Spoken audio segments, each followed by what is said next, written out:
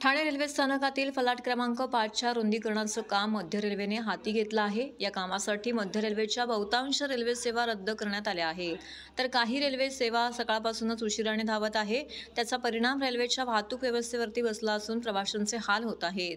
काही प्रवाशांनी रस्ते मार्गाने प्रवास करण्याचा निर्णय घेतला होता, परंतु मुंबई नाशिक महामार्ग आणि पूर्व द्रुतगती महामार्गावरती वाहतूक कोंडी झाल्याने रस्ते महामार्गावरही प्रवाशांची कोंडी झाल्याचे चित्र होतं।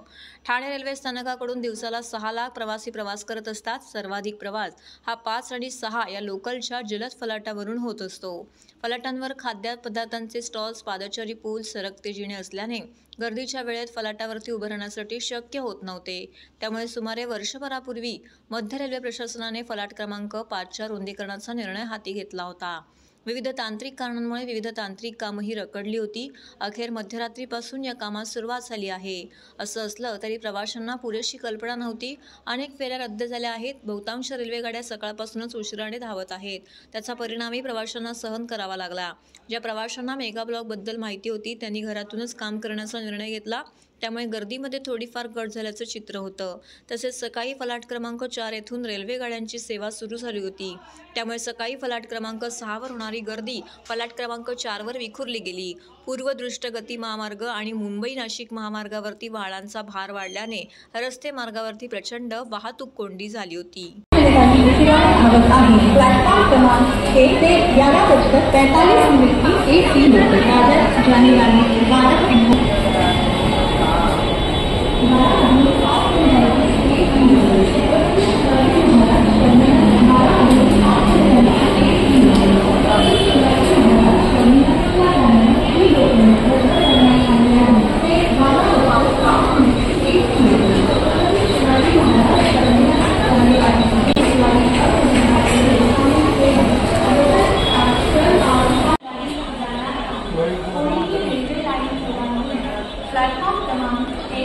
किनारे से दूर एक जलद गाड़ी जाने वाली है।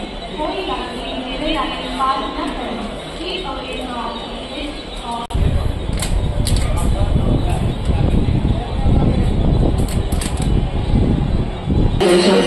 अत्यंत विघ्न प्लेटफॉर्म नंबर 5 की यात्रीगण कृपया ध्यान दें।